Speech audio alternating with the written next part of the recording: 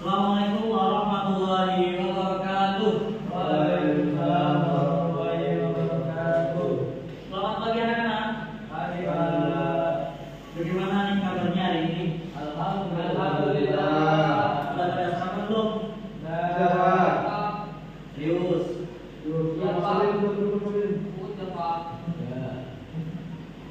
Hari ini ada yang nggak berangkat atau berangkat semua? Berangkat. Yang benar. Oh, satu izin. Oke. Sebelum mulai pembelajaran, mari kita baca basmalah bersama-sama. Bismillahirrahmanirrahim. Hari ini kita akan membahas tentang Al-Quran dan hadis pedoman hidupku. Nah, diharapkan setelah pembelajaran ini selesai, kalian bisa memahami pengertian Al-Quran, pengertian hadis, fungsi Al-Quran dan fungsi hadis seperti itu ya. Ya Pak. Pengertian Al-Quran. Al-Quran secara bahasa itu berasal dari bahasa Arab, yaitu qara'a yaqra'u Qur'anan, yang berarti bacaan atau yang dibaca berulang-ulang. Sedangkan secara istilah, para ulama memberikan pengertian bahwa Al-Quran adalah kalamullah yang menjadi mukjizat yang diturunkan ke dalam hati Nabi Muhammad SAW.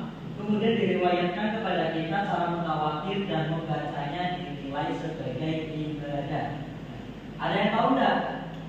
Surat pertama kali diturunkan itu surat apa? Ayat apa?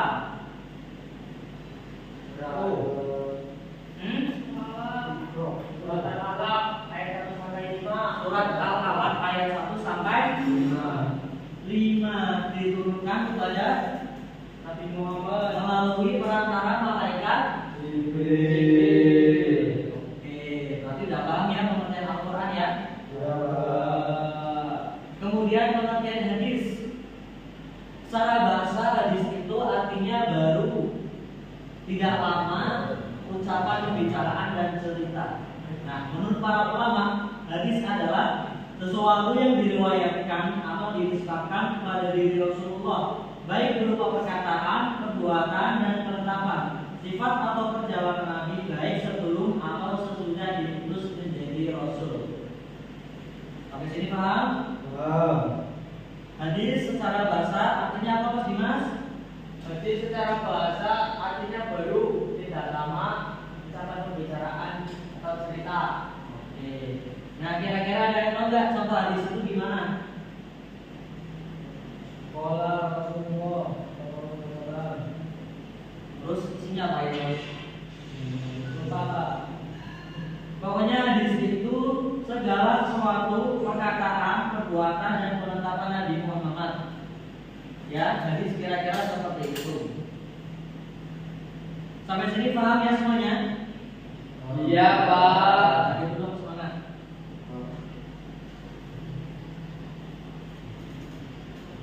Kemudian materi selanjutnya yaitu nama-nama Al-Quran. Yang pertama itu ada Al-Kitab yang berarti kitab atau buku. Nah, ini tuh menunjukkan bahwa Al-Quran itu ditulis.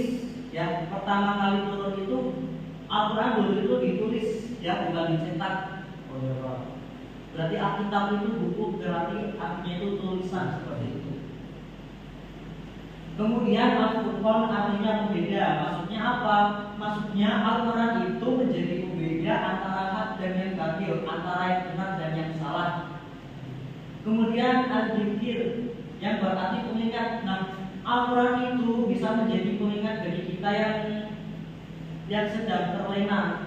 Kita sedang tidak baik-baik saja, sedang kesusahan. Nah, ketika membaca Al-Quran kita menjadi pengingat bahwa kita itu mempunyai Allah Subhanahu wa Ta'ala.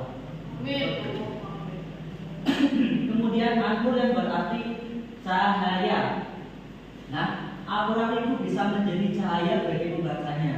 Ketika pembacanya hatinya sedang tidak baik-baik saja, nah Al-Quran itu bisa menjadi cahaya atau penerang hatinya, seperti itu ya. Kemudian Al-Huda yang berarti petunjuk. Nah, Al-Quran itu bisa menjadi petunjuk bagi orang-orang yang tersesat. Misal kalian nih melakukan kejahatan, terus kalian membaca Al-Quran. Nah, kalian itu akan diberi petunjuk oleh Allah untuk bertaubat, untuk melakukan kebaikan. Nah, sebelum memulai materi selanjutnya sampai sini paham? Serius paham nggak? Oke ya, sebelum melanjutkan materi selanjutnya, Bapak akan mengetes kalian. Nanti kalian kan di situ sudah ada paparan nama-nama lain Al-Quran. Nanti kalian tak bagiin satu-satu, terus nanti kalian cocokkan artinya ya. Iya? Iya, Pak. Pak. Ya. Jangan lihat materi ya. Ya Pak. Ya. Dapat kok. 5. Yang mau maju duluan siapa? Ayo.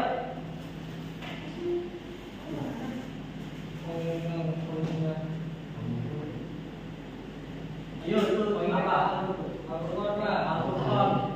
Al-Quran. Maksudnya beda. Oh beda. Beda, Pak. Berbeda dari nama lain Al-Quran. Selanjutnya siapa? Oh Mbak Fitna. Tadi kamu izin ya? Toilet. Iya. Oh iya. Apa itu Mbak Fitna? Petunjuk. Petunjuk maksudnya berarti nama lain Al-Quran ya? Al-Huda. Oke, bawahnya Pak Tia. Selanjutnya siapa?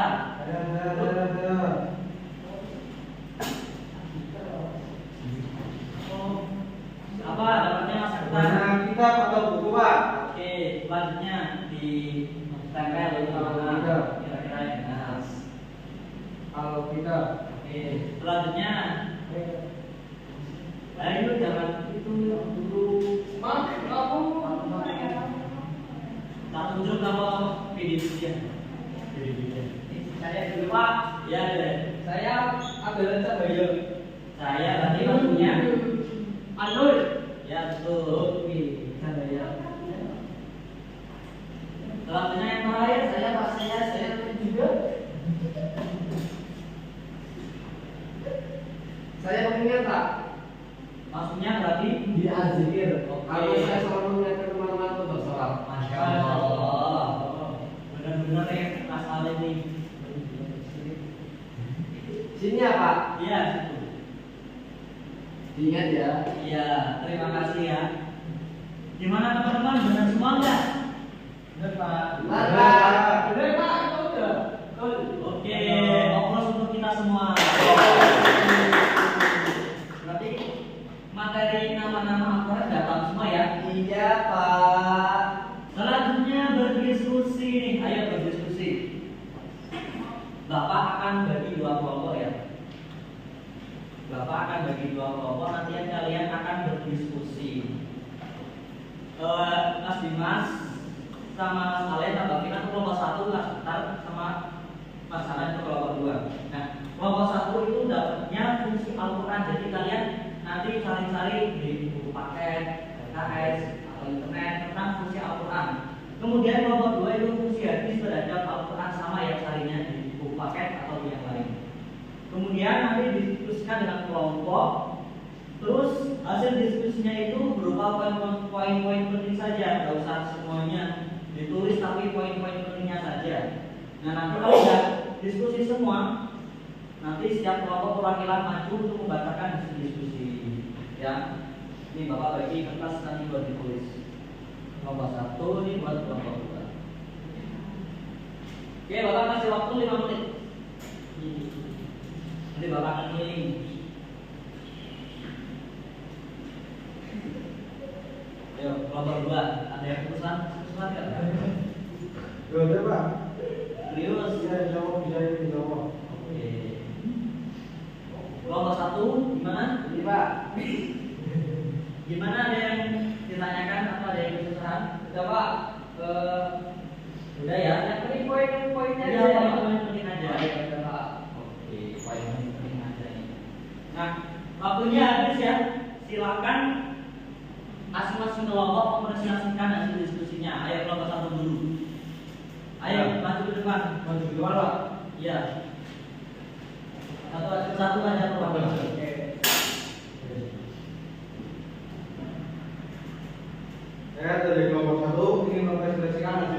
ini, yaitu fungsi Al-Quran.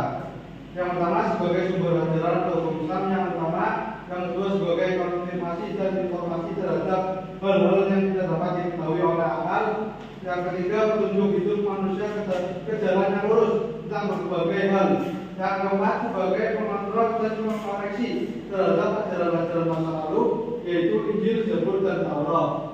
Kurang lebih itu. Beri tepuk tangan. Ayo selanjutnya kelompok selanjutnya. Oke, selanjutnya dari kelompok 2 akan membacakan hasil diskusi terkait fungsi hadis terhadap Al-Quran. Yang pertama adalah mengukuhkan dan menegaskan hukum yang terdapat dalam Al-Quran. Yang kedua, menguraikan dan menjelaskan serta merincikan ayat yang global yang menyeluruh. Dan yang ketiga adalah menetapkan dan mengatakan hukum yang tidak disebutkan di dalam Al-Quran. Dan yang terakhir, membatasi keumuman ayat Al-Quran. Sekian dari kelompok 2, Pak. Oke, beri tepuk tangan semuanya. Sampai di sini ada yang tanyakan? Sampai di sini paham atau ada yang ditanyakan? Oke, kita bahas satu-satu ya. Yang pertama itu fungsi Al-Quran. Al-Quran sebagai sumber ajaran hukum Islam yang utama. Jadi sumber hukum Islam yang pertama itu Al-Quran. Kemudian sebagai konfirmasi dan informasi terhadap hal-hal yang tidak dapat diketahui oleh akal. Nah, hal-hal yang tidak dapat diketahui oleh akal itu bisa kita cari informasinya di Al-Quran.